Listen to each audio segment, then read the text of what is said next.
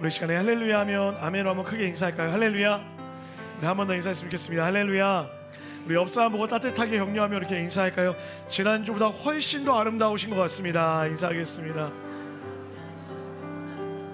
아멘. 오늘 아침 안승은 목사님이 문득 저를 보더니 갑자기 이러더라고요. 목사님, 지난주보다 훨씬 얼굴이 좋아 보이세요 라고 이렇게 이야기하더라고요. 그렇게 보이시나요? 왜 대답 안 하시죠?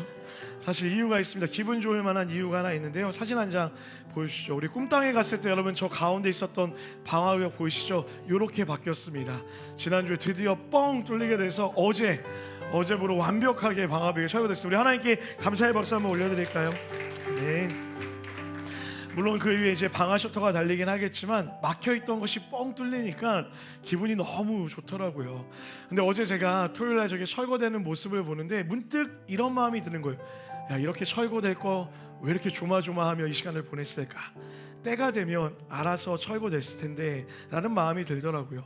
그러면서 또 하나님과 우리 관계를 보게 되었습니다. 여러분, 하나님이 하나님의 때에 일하시는 줄 믿습니다.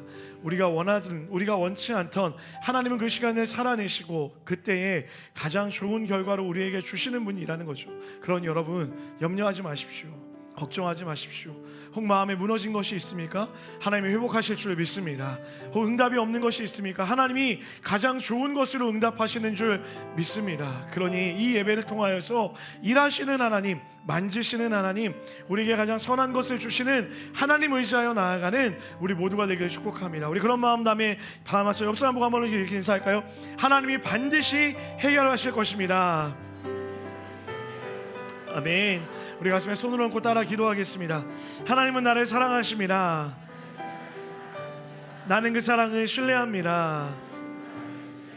나는 하나님의 자녀입니다. 나는 주님을 따를 것입니다. 예수님을 닮아 사는 것이 가장 큰 축복입니다. 예수님처럼 사랑하며 살겠습니다. 아멘. 믿음의 고백대로 될 줄 믿습니다.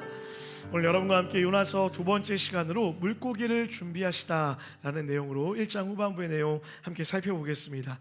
여러분, 지난주 우리는 요나서의 서론 1장 초반에 대한 이야기를 살펴봤죠. 기억하십니까? 하나님이 요나에게 일어나 쿰 니느웨로 가라 라고 이렇게 명령하였습니다. 하지만 요나는 절대로 니느웨만큼은 내가 갈 수 없습니다. 그 원수와 같은 나라에 가서 복음을 전할 수는 없습니다 라고 이야기하며 욥바로 도망치고 다시스라는 곳으로 도망치는 장면을 살펴보았죠. 기억하시죠? 때마침 배가 준비됐어요. 뭐라 이야기했죠? 죄의 아다리. 기억을 못하시는 것처럼 생각하셔서 아다리가 딱 맞아서 그때의 죄를 짓게 되는 그런 일들이 일어나게 되었습니다. 그렇게 배를 타고 배 밑층으로 내려가 깊은 잠에 빠지는 영적으로 침체해 있는 요나의 모습도 살펴보았습니다. 그런데 그때 폭풍이 몰아쳤고 이방인 선장이 요나를 흔들어 깨우며 또한 이렇게 이야기했죠. 자는 자야 어찌함이냐, 일어나라, 다시 일어나라. 쿰, 하나님의 명령이 또다시 요나에게 들려왔습니다. 여기까지가 지난주 우리가 살펴봤던 요나서의 이야기였습니다. 자, 그렇다면 여러분, 그 음성을 들었던 요나 어떻게 반응했을까요? 정신을 번쩍 차리고 하나님, 제가 잘못했습니다 라고 회개하고 무릎 꿇고 그 길을 돌이켜 돌아갔을까요? 오늘 그 뒷이야기를 이어서 한번 살펴보도록 하겠습니다. 다 같이 보면 7절 말씀 한번 읽어보겠습니다. 7절입니다. 시작. 그들이 서로 이르되 누구로 말미암아 우리에게 임하였나 알아보자 하고 곧 제비를 뽑으니, 자, 선장과 요나가 이야기를 나누고 있을 그때 배에서는 선원들이 이 풍랑이 도대체 어떻게 일어나는 것인지 그 이유를 몰라 큰 혼란을 겪고 있었습니다. 그러다 이들이 생각한 방식이 하나 있었는데 그것은 바로 제비를 뽑자라는 것이었어요. 이유가 있었습니다. 여러분, 이 배를 타고 있었던 이 선원들 대부분은 다신교를 믿는 이방인들이었습니다. 그들의 생각에는 이 풍랑은 그냥 일어난 것이 아니라 신이 노하여서 풍랑이 일어났다라고 생각하는 그런 관습을 갖고 있었다라는 거예요. 그때 이들이 생각했던 방식이 무엇이냐면 이방신들이 주로 하던 것이었어요. 제비를 뽑아서 어떤 신이 노하였는지, 거기 많은 사람들이 타 있었잖아요. 그들이 믿던 신들 중에 하나였으니 제비를 뽑아 그 신에게 물어보자라고 이야기하고 제비를 뽑게 되었다라는 것이죠. 살기 위해서 과연 어떤 신이 마음이 상했는지를 물었다라는 거예요. 물론 여러분 성경에서도 제비를 뽑는 장면들이 여러 번 등장하고 있습니다. 구약에서 제사장이 제비로 하나님의 뜻을 묻기도 하고, 신약에서는 12번째 사도 마띠아를 세울 때도 제비를 뽑아 세웠죠. 때로는 하나님이 제비를 뽑는 것으로 하나님의 뜻을 분별하기도 합니다. 하지만 여러분, 오늘 본문에서 오해해서는 안 되는 것은 무엇입니까? 이 벳사람들이 제비를 뽑았다는 것은 하나님의 방법, 하나님의 방식대로 제비를 뽑은 것이 아니라 이방인들끼리 자기들이 믿었던 방식대로 이방의 무속신앙을 가지고 제비를 뽑았다라는 거예요. 자, 그렇다면 결과는 무엇입니까? 그 제비를 뽑았더니 놀랍게도 요나가 뽑혔다라는 거예요. 여기서 정말 놀라운 것은 무엇이냐면, 그 미신적인 제비, 그 이방인의 방법마저도 하나님이 사용하고 있음을 볼 수 있다는 거예요. 요나를 정확히 하나님이 찾아내셨다라는 거죠. 여러분 생각해 보세요. 배에 사람이 한둘이었겠습니까?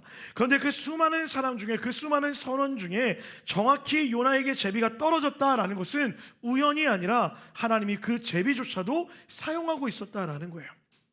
여러분, 우리 하나님이 이런 분이십니다. 사람의 방법이 온전하지 않을 때에도, 심지어 이방인의 미신적인 관습을 통해서라도 하나님은 기어이 우리를 끝까지 찾아내시는 분이라는 거예요. 사랑하는 여러분, 그러므로 기억하십시오. 하나님이 찾으시면 도망칠 곳이 없습니다. 하나님은 폭풍으로도 찾아내시고 제비로도 찾아내시고 무엇을 통해서라도 도망친 자녀를 기어이 끝까지 찾아내시는 분이라는 거예요. 제가 이런 얘기를 했더니 어떤 분은 목사님 무서워요, 도망칠 곳이 없네요 라고 하는 분도 있더라고요. 그러나 반대로 생각해 보십시오. 여러분, 이것이 얼마나 큰 은혜입니까? 하나님이 우리를 끝까지 찾아내신다라는 것은 어떤 의미죠? 하나님이 우리를 끝까지 포기하지 않으신다라는 거예요. 우리가 무슨 짓을 하든, 우리가 어떤 행동을 하든 하나님은 우리를 끝까지 찾아내어서 우리를 건져내시는 분이라는 거죠. 여러분, 오늘 이 예배가 여러분을 끝까지 찾으시는, 추격하시는 하나님의 은혜를 누리시는 귀한 예배 되기를 주님의 이름으로 간절히 축복합니다. 자, 이렇게 요나가 드디어 지목되게 되었어요. 8절을 보면 이방인들이 굉장히 화가 나서도 절박한 마음으로 이렇게 묻습니다. 도대체 당신 누굽니까? 어디서 왔습니까? 왜 당신으로부터 이런 일이 일어난 것입니까? 라고 이렇게 묻죠. 그때 요나가 뭐라고 대답합니까? 9절이에요. 다 같이 한번 요나의 대답을 보도록 하겠습니다. 시작. 바다와 육지를 지으신 하늘의 하나님 여호와를 경외하는 자로라 하고, 여러분, 요나의 대답이 얼마나 대단합니까? 나는 바다와 육지를 지으신 하늘의 하나님 여호와를 경외하는 자입니다 라고 이렇게 이야기하는 거예요. 완벽한 신앙 고백이죠. 이 짧은 문장 안에 우리가 고백해야 될 그 신앙의 핵심이 다 고스란히 남겨져 있어요. 그런데 여러분, 이 고백에는 놀랍도록 신기한 아이러니가 두 가지가 있습니다. 첫 번째 무엇일까요? 아는 것과 사는 것이 따로 놀고 있었다라는 거예요. 지금 요나가 누구에게서 도망쳤습니까? 바다를 지으신 하나님, 천지를 지으신 하나님으로부터 도망치고 있는 거예요. 그런데 어디로 도망칩니까? 바다로 도망치고 있어요. 바다를 만드신 분에게서 그 바다로 도망치고 있다라는, 말도 안 되는 일을 하고 있다라는 거죠. 입으로는 천지를 지으신 하나님, 바다를 지으신 하나님이 나의 하나님입니다 라고 고백하지만 정작 나는 그 하나님을 피할 수 있다 생각하고 도망치고 있다는 거예요. 머리로 믿는 하나님과 입술로 고백하는 하나님이 다르다라는 거죠. 여러분, 이건 남의 얘기가 아니죠. 우리도 마찬가지 아닙니까? 사랑하는 여러분, 하나님이 온 우주 만물을 지으신 창조주 하나님이심을 여러분 믿으십니까? 그런데 우리 안에는 그 하나님을 믿는다 아멘 하면서도 하나님 없이 살 수 있다 여기며 하나님을 피해 살아가고 있는 모습들이 우리 안에 있다라는 거예요. 하나님이 다 채우신다라고 찬양하면서 하나님 없이 살아갈 수 있다 생각하며 움켜쥐며 오늘을 살아가고 있다라는 것이죠. 두 번째, 이게 더 중요한데요, 정체성의 순서가 바뀌어졌다라는 거예요. 요나가 자기를 소개하는 순서를 보세요. 맨 처음에 뭐라 소개하고 있습니까? 나는 히브리 사람이요 라고 먼저 소개해요. 하나님을 경외하는 자다라고 이야기하는 것이 아니라 나는 히브리 사람이고 하나님을 경외하는 자다라고 그 순서를 이야기하고 있다는 거예요.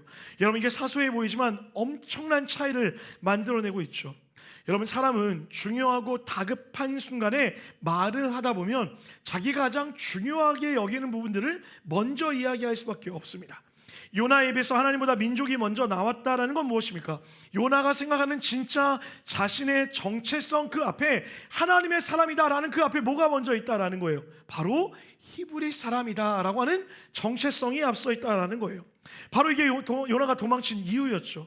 하나님보다 민족이 위에 있으니, 하나님보다 민족이 더 중요하게 여겨지고 있으니 니느웨 그 이방 사람들에게는 죽어도 내가 복음을 못 전하겠습니다 라고 생각해서 도망쳤다라는 거예요. 하나님의 뜻보다 히브리 사람이다라고 하는 그 정체성이 훨씬 더 앞에 있었다라는 거예요. 여러분, 이것이 지금 요나의 고백 안에 담겨있는 실제 상태였다라는 거죠. 사랑하는 여러분, 그런데 여기서 우리는 요나를 손가락질하고 끝낼 수가 없는 이유가 있죠. 왜냐하면 이 요나가 바로 우리 삶의 모습이기 때문에 그래요. 우리 모두의 마음속에는 순서라는 것이 존재합니다. 입으로는 하나님이 첫 번째입니다, 하나님을 믿습니다 라고 하지만 정작 마음의 맨 윗자리에 하나님보다 더 중요하게 여기며 살아가는 것들이 있다는 거죠. 어떤 분에게는 그것이 자녀일 때도 있습니다. 하나님을 사랑한다라고 하지만 사실 삶의 중심이 온통 자녀 중심인 거예요.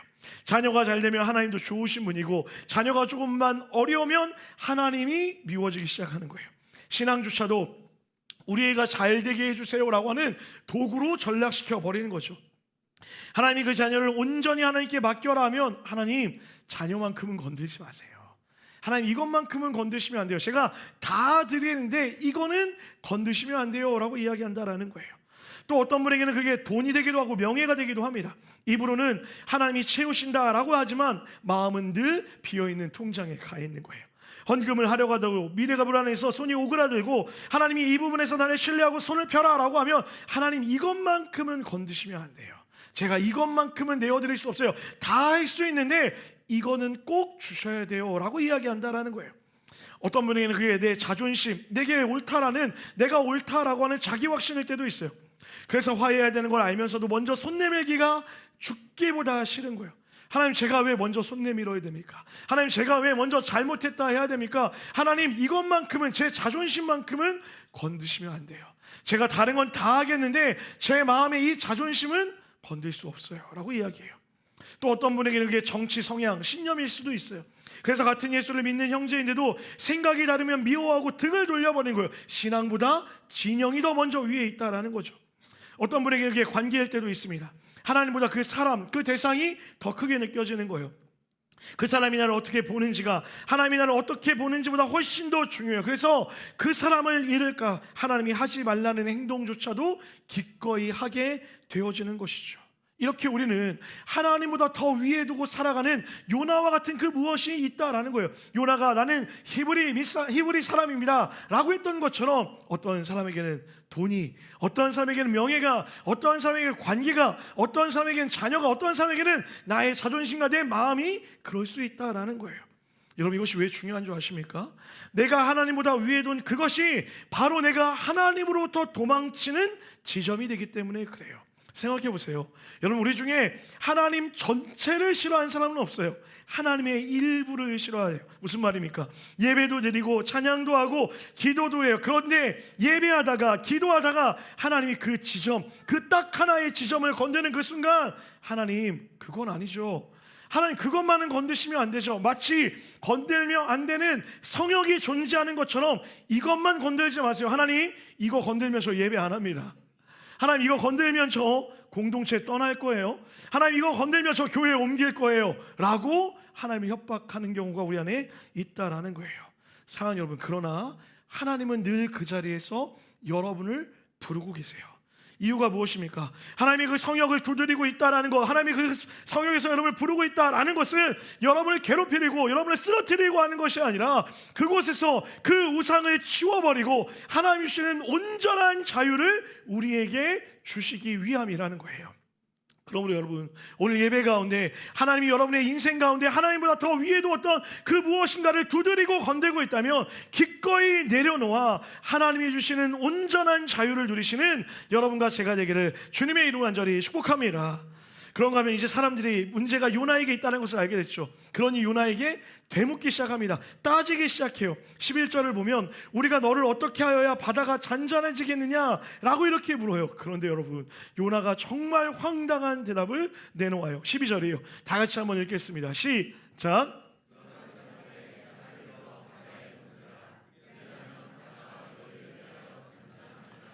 너희가 이 큰 폭풍을 만난 것이 나 때문인 줄을. 요나가 지금 뭐하고 있어요? 나를 바다에 던져라 라고 얘기해요. 무슨 심청전입니까? 깜짝 놀랐어요. 여러분, 왜 요나가 이렇게 이야기한 줄 아세요? 요나의 이 고백은 또다시 우상, 이방의 문화를 곁들여지고 있다는 거예요.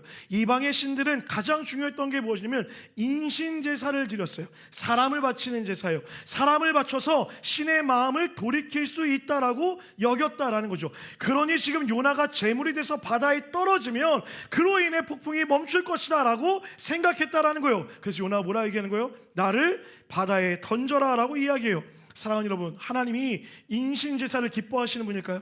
하나님이 내가 떨어져 죽으면 그것으로 인해 고통이 멈추게 하시는 그런 분이냐고요? 아니요. 하나님은 인신제사를 좋아하시는 분이 아니라 하나님이 좋아하시는 예배는 한 가지밖에 없어요. 무엇입니까? 상한 심령으로 드리는 예배예요. 그 상한 심령으로 드리는 예배가 뭔지 아세요? 한번 따라합시다. 회개의 마음으로 드리는 예배. 하나님 앞에, 하나님 내가 잘못했습니다. 하나님 나의 연약함 때문입니다. 하나님 나의 부족함 때문입니다. 그 회개로 인하여 주님께 엎드려 기도하는 예배를, 제사를 주님이 기뻐하신다라는 거예요. 지금 원인이 나 때문인 것을 알았다면 요나의 반응, 하나님을 존귀히 여기고 하나님을 찬양한다 여겼던 요나의 반응은 무엇이 되어야 되냐는 거예요. 하나님, 저 때문이었네요. 하나님 잘못했습니다. 하나님 용서하여 주세요 라고 얘기했다면, 하나님이 그 길을 돌이켜가게 하셨다면 요나도 살고 폭풍우도 멈추고 거기 있던 모든 사람도 살 수 있는 기회가 열렸다라는 거예요. 그런데 요나가 스스로를 집어 던져요. 여러분, 이게 어떤 의미인 줄 아세요? 하나님, 내가 패배를 당할 수는 있어도, 내가 실수를 할 수는 있어도 나의 패배와 실수를 절대로 인정하지 않겠습니다 라고 이야기하는 거예요. 전문용어로 뭐라고 하는지 아세요? 한번 따라합시다. 하나님 앞에서 오기를 부리는 중입니다. 하나님 앞에서 오기를 부리는 거예요. 끝까지 나는 잘못한 게 없다라고 이야기하는 거예요. 여러분, 이 오기가 뭔지 아세요? 능력은 부족하면서 지기 싫어하는 마음, 이것이 오기래요. 여러분, 우리 삶에서 비슷한 경험들 많이 하고 있죠. 예를 들면 저도 이런 경우가 있어요. 여러분, 저는 운전하는 걸 정말 좋아합니다. 생각보다 운전을 꽤나 잘해요. 예전에 제가 안산동산교회에 있을 때 한 가지 놀라운 일이 있었는데, 제가 부산에서 안산까지 3시간 반 만에 도착을 했어요. 그로 인해 제가 전임이 되었다라는 흉흉한 소문이 돌고 있어요. 하여튼 운전하는 걸 굉장히 좋아합니다. 그 중에 하나가 뭐냐면, 저는 길을 너무 잘 외워요. 저희 아버지도 지도 없는, 그냥 지도만 보고 운전하던 시대를 살았기 때문에 아버지도 길을 잘 외우는데 저도 길을 정말 잘 외워요. 그래서 한번 갔던 길은 대부분 그냥 내비게이션 없이도 돌아다녀요. 실제로 여러분, 제가 제주 선교를 한 3번 4번 간 이후부터는 제주도 가서 내비게이션을 안 켜요. 어디에 뭐가 있는지 다 알아요. 왜 안 믿으시죠? 그게 뭐 그렇게 화날 일이에요, 여러분? 제가 그렇게 진짜 길을 너무 잘 외워요. 실제로 그렇게 다녀요. 그래서 제일 싫어하는 게 뭘까요? 운전할 때 일로 가야 돼 라고 말하는 거 너무 싫어요. 운전할 때 누가 그런 얘기 할까요? 그분이 그렇게 하세요. 근데 그분은 길치예요. 더 화가 나죠. 그분은 처음 가보는 길을 가고 나서 어떻게 뭐라고 하냐면, 우리 그때 왔던 곳이네. 아니에요, 처음 와본 곳이에요. 그런데 항상 저한테 일로 가라고 계속 얘기하는 거예요. 우회전하라고 이야기하는 거예요. 그분의 얘기는 그런데 여러분, 더 중요한 게 뭐냐면, 제가 내비게이션의 말을 잘 안 들어요. 적어도 내비게이션의 말은 들어야 되잖아요. 그리고 제가 보기엔 분명 절로 가면 될 것 같아 라고 생각하고 가면 내비게이션이 띡띡 돌아가세요, 우회전하세요, 돌아와야 됩니다, 계속 얘기해요. 그럼 옆에서 그분이 거봐 돌아가야지 라고 얘기하면 너무 화가 나요. 그럼 제가 인정해야 되잖아요. 이렇게 얘기를 아니야, 새로 난 길이야 라고 얘기하면서 말도 안 되는 오기를 부리면서 그 길을 가요. 결국은 30분 늦어버리는 거예요. 남자들 이런 경우 많잖아요. 오기를 부리다 보면 결국에는 잃어버리는 게 더 많다라는 거죠. 운전만 그렇습니까? 내 잘못을 인정하면 되는 일인데, 미안합니다 라고 한 번 하면 되는데, 그 미안합니다 라는 말이 죽기보다 싫은 거예요. 누구에게? 남편에게, 아내에게 그렇게 미안하다는 말이 싫어요. 그래서 제가 어떤 분을 봤더니 미안할 때 이렇게 하는데, 미안해 하고 지나간대요. 너무너무 말하기 싫어서 오기가 발생한다는 거예요. 그 미안하다는 말 한마디면 그날 끝났을 일이 내일로, 모레로, 1년 뒤로 끊임없는 상처로 남게 된다는 거예요. 여러분, 이 오기가 무서운 건 그냥 헤매는 걸로 끝나지 않고 반드시 대가를 치르게 되어 있다는 거예요. 성경에서 오기의 끝을 보여주는 아주 유명한 사람이 하나 있습니다. 출애굽기에 등장하는데 누군지 아세요? 바로 왕이죠.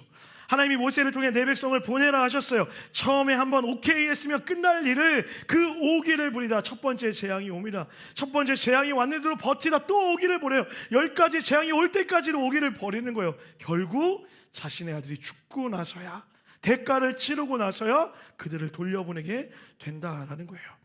여러분, 우리도 마찬가지 아닙니까? 하나님이 두드리실 때 첫 번째 두드림에 내가 잘못했습니다 라고 거기서 손을 들고 내려놓으면 회복되어질 일을 끝까지 오기를 부리다 보면 재앙이 찾아오는 거예요. 관계가 무너지고 마음이 무너지고 삶이 무너져 내려요. 누구처럼요? 바로처럼 무너져 내린다라는 거죠. 그런 여러분, 믿음으로 권면합니다. 하나님 앞에서 오기 부리시면 안 됩니다.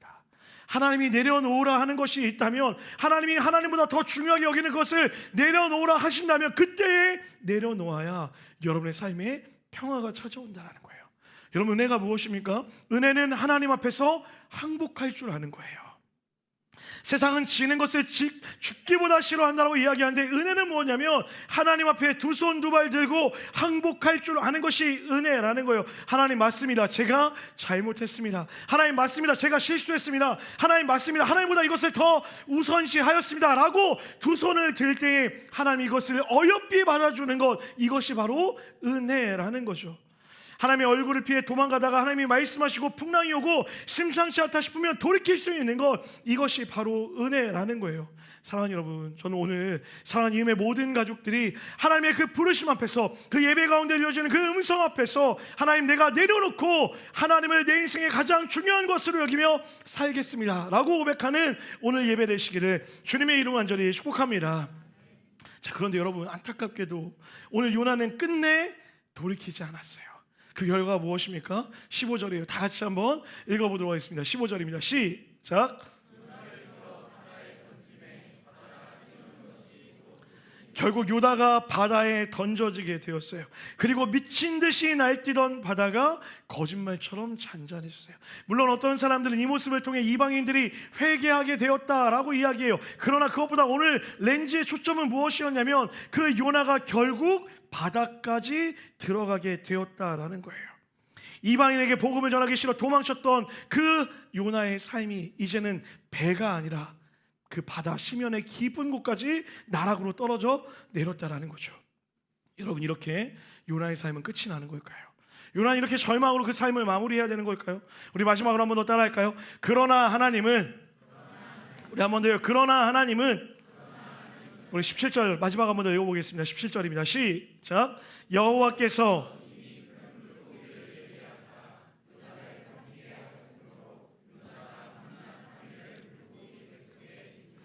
여러분, 말씀드렸던 것처럼 끝까지 오기를 부리다 결국 요나는 바다에 빠집니다. 요나 입장에서는 지금 죽기로 결정한 거죠. 캄캄한 바닷속, 숨이 막히고 아무 빛도 없는 가장 인생의 깊은 바다 가운데로 가라앉고 있었어요. 그런데 여러분, 질문 하나 드려볼게요. 요나를 이 죽음의 바다까지 몰아넣은 게 누굴까요? 하나님입니까? 아니요. 우리는 지난주부터 살펴봤잖아요. 요나의 선택이었다라는 거예요.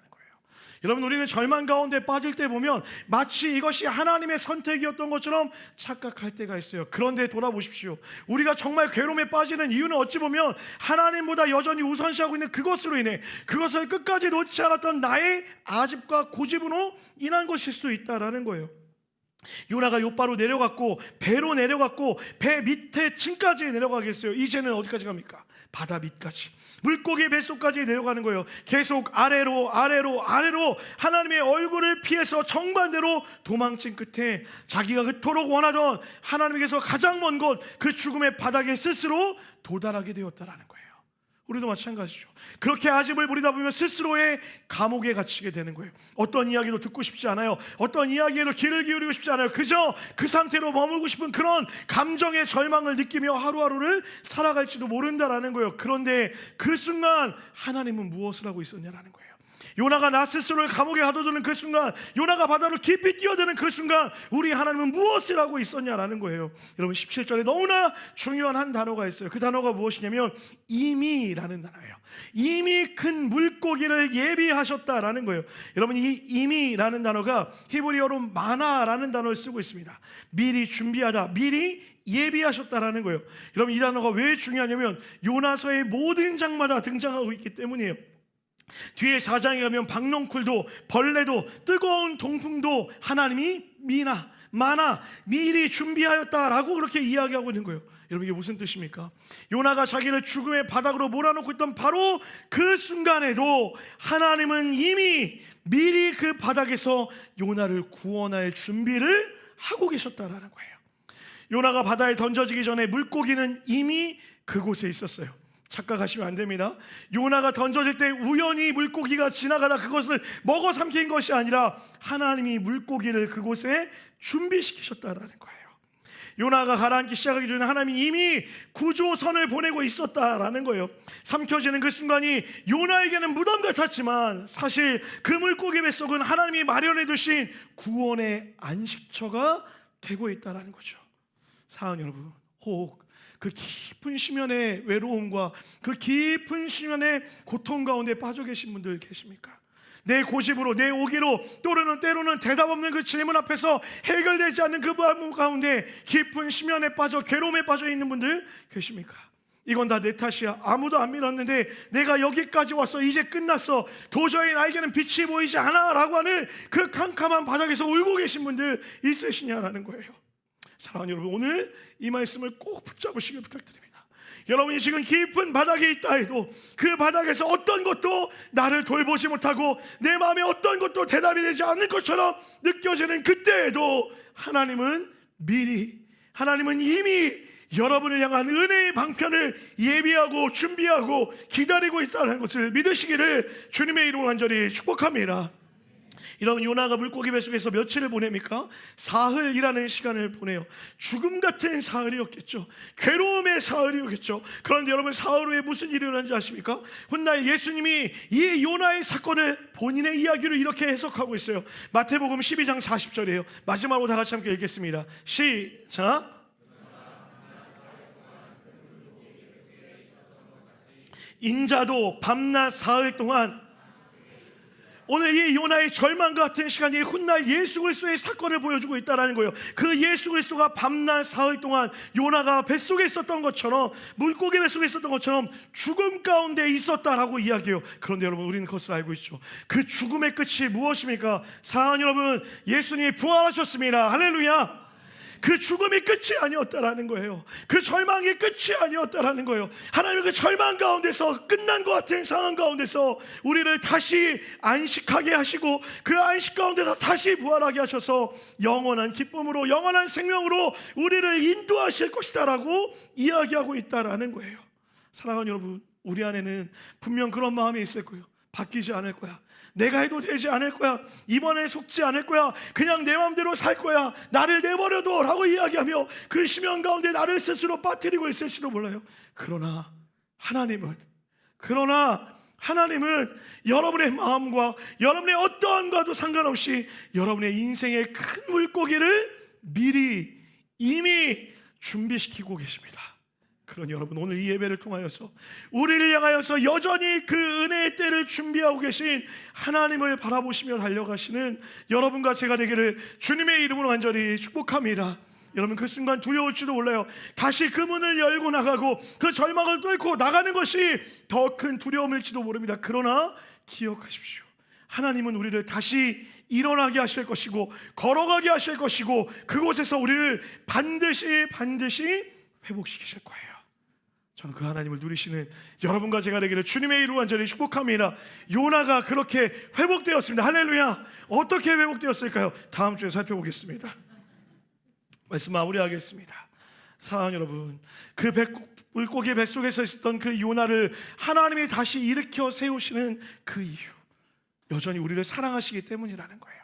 여러분, 저는 가끔 그런 생각 해보게 되어집니다. 우리도 너무나 우리 스스로 하나님보다 더 많은 것을 위에 두고 살아가고 있지는 않나. 여러분 어떠세요? 오늘 설교를 들으면서 그것이 혹시 떠오르셨습니까? 여러분에게는 어떤 것이 하나님보다 더 위에 있으세요? 저의 고백을 좀 하고 마무리하면 솔직하게 말씀드릴게요. 여러분, 지난주 서두에 얘기했던 것처럼 어제 방화벽이 깨지는 걸 보는데 그렇게 마음이 너무 시원한 거예요. 너무 좋았어요. 제가 가서 할 일이 없었거든요. 근데 가서 서 있었어요. 계속 막 너무 보면서 웃고 있는데 청년 재석 형제가 제 얼굴에 사진을 찍었더라고요. 제가 너무 행복하게 웃고 있는 거예요. 너무 신나하고 있어요. 근데 여러분, 불과 이틀 전만 해도 제가 안승 목사님한테 얘기했어요. 목사님, 햄머 좀 구해와요. 우리 둘이 부십시다. 장교 둘이 하면 부실 수 있지 않겠어요? 라고 얘기했더니 저는 안승 목사님 이렇게 얘기할 줄 알았어요. 근데 갑자기 저한테 뭐라고 얘기했냐면, 목사님 가만히 좀 계세요. 너무 티예요. 너무 티. 이해 좀 해줄 수 있는데. 그러더니 목사님, 하나님이 알아서 하실 거니 가만히 좀 계세요 라고 얘기해서 알겠어요 라고 하고서 멈춰섰어요. 근데 어제 보니 정말 다 무너져 내리는 거예요. 얼마나 속이 시원했는지 몰라요. 그때부터 제가 어떻게 했을까요? 하나님 살아계십니다. 하나님 위대하십니다. 하나님 정말 아름다우십니다. 하나님 이렇게 아름다운 공간을 주셨군요. 절망이 갑자기 찬양으로 막 노래하는 거예요. 얼마나 감사해요. 그렇게 막 노래했어요. 근데 문제가 그날 오후에 또 찾아왔어요. 음향팀장님이 저렇게 찾아오더니 갑자기 이러는 거예요. 목사님, 정말 죄송한데 7월 1일부터 모든 물가가 1.5배, 2배씩 다 뛰었다라는 거예요. 그럼 자재값이 너무 올라서 이걸 다 할 수 있을지 모르겠다라고 이야기하는데 그 순간 갑자기 제 마음에 절망이 막 찾아오는 거예요. 하나님 어디 계십니까? 하나님 뭐 하시는 거예요? 하나님, 제가 열심히 준비했는데 도대체 언제까지 이러시는 거예요? 막 따져묻기 시작하는 거예요. 그 순간 다시 하나님이 수면 아래로 내려가고 염려와 걱정이 수면 위로 올라오더라고요.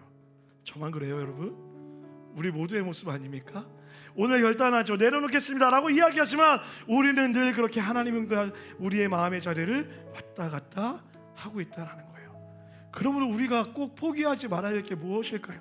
내 마음을 버리는 것, 내 마음의 것을 내려놓는 것, 그것도 중요하겠죠. 근데 그거보다 더 중요한 게 있더라고요. 뭘까요? 마지막으로 한번 따라합시다. 하나님을 하나님답게 바라보는 것. 여러분, 하나님을 하나님답게 바라보시길 주님의 이름으로 간절히 축복합니다. 하나님을 하나님답게 여기는 거예요.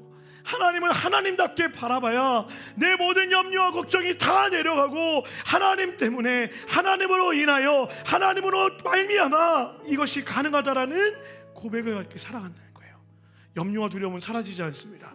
끊임없이 물밀듯이 밀려올 거예요. 그런데 하나님을 하나님답게 바라볼 때 그 모든 두려움을 이겨낼 힘을 갖게 되는 거예요. 이번 한 주 여러분에게 믿음으로 권면할게요. 하나님을 바라보세요. 그냥 바라보지 마시고 하나님답게 바라보십시오. 우리 그 하나님 찬양합시다. 그 하나님 이렇게 고백하세요. 우리를 지으시고 우리를 만드신 온 땅의 주인 되신 우리 그 하나님을 찬양하며 믿음의 고백으로 바라봅시다. 온 땅에 주인 되신 주님이 내 이름 아시며 상한 맘 돌보네. 어둠을 밝히시는 새벽별 방황하는 내 맘 주의 길 비추시네. 여러분, 우리로 인한 것 아닙니다.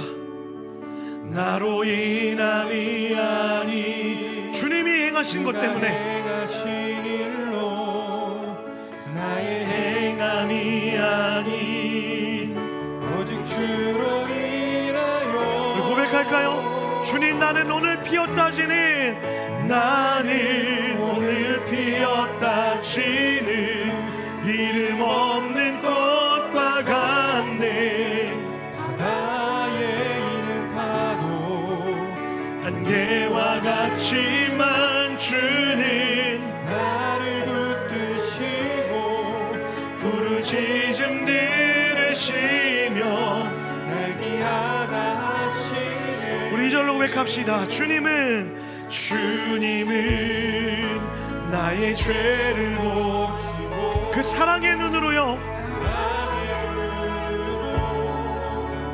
날 일으키시네. 바다를 잠잠하게 하시는 분이십니다. 바다를 잠잠하게 하시는 내 영혼의 폭풍 여러분으로 인한 것이 아닙니다. 나로 인한 하나님이 건져내신 그 부활의 은혜 때문입니다. 주가 행하신 일로 나의 행함이 아니 오직 주로 인하여 나는 오늘 피었다 지는 이름 없는 꽃과 같은 바다에 있는 파도 안개와 같지만 주는 나를 붙드시고 부르짖음 우리 그 하나님을 의지하며 나아갑시다. 하시는 나는 오늘 피었다 지는 나는 주님 그렇게 우리가 연약합니다. 이름 없는 꽃과 같은 그러나 우리를 사랑하시는 하나님 이름 파도 안개와 같지만 주는 나를 붙드시고 부르짖음 들으시며 날 귀하다 하시네. 나는 오직 피었다 지는 나는 오늘 피었다 지는 이름 없는 꽃과 같은 바다에 있는 파도 한계와 같지만 나를 우리의 부르짖음을 들으십니다. 부르짖음 들으시며 날 귀하다 우리 믿음의 고백으로요. 주님 나는 주님의 것입니다. 나 오직 주의 것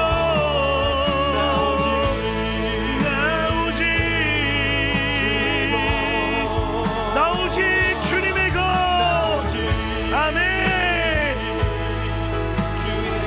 하나님을 바라봅시다. 그 하나님을 의지합시다. 주님 나는 주님의 것입니다. 나 오직 주의 것 나 오직 주의 것 나 오직 우리 한 번 더요. 나 오직 주의 것 주님 그렇습니다. 주님 나는 주님의 것입니다. 주의 것입니다. 이제 나는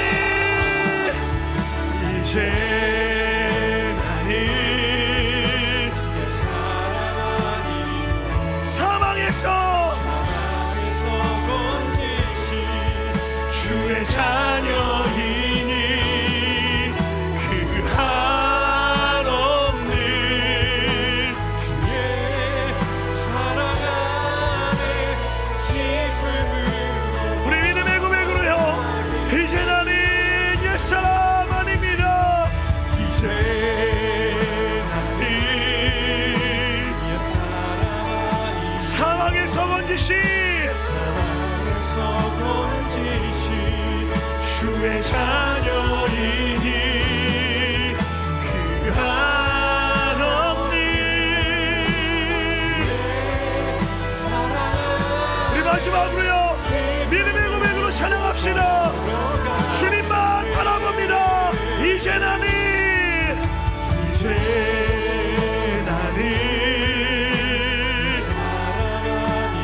사망에서 건지신 주의 자녀이니 그 한없는 주의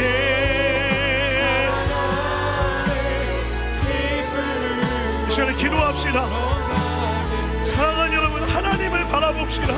내가 여전히 내려놓지 못하는 그거 다 내려놓고 하나님 바라보겠습니다. 하나님 나를 그 바다에서 건져 올려 주시옵소서라고 우리 간절히 주의 이름 부르시고 기도합시다. 주님 찾습니다. 주여 하나님 우리를 건져 올리심을 믿습니다. 스스로 깊은 바다 가운데 빠져 헤어나오지 못하는 우리를 불쌍히 여겨 주시옵시고 하나님을 더 귀한 것으로 바라보며 하나님보다 소중한 것으로 여기며 나를 구원하신 하나님을 의지하며 나아가는 우리의 삶 되게 하여 주시옵소서. 하나님, 때마다 하나님 무너지려 할 때마다 그러나 하나님의 은혜로, 그러나 하나님의 능력으로, 그러나 하나님의 소망으로 우리를 채우시고 다시 걷게 하심을 믿습니다. 하나님 함께하여 주시옵소서. 지쳐있는 자들에게, 깨어져 있는 자들에게 소망으로 일어나게 하여 주시옵소서. 땅에서 건지신 주의 자녀이니 한없는 무너져 있는 그들의 삶에 한량없는 하나님의 은혜와 사랑에 부어주심을 믿사오니 오늘 깊은 절망 가운데 있는 저들에게 하나님 위로를 더하여 주시옵소서. 깊은 소망을 보게 하여 주시옵소서.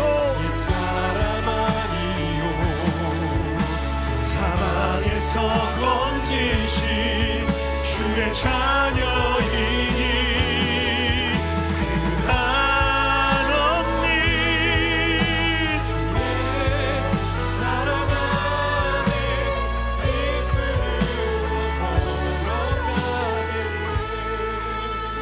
하나님, 오늘 요나와 같은 마음으로 앉아있는 우리에게 찾아와 주시옵소서.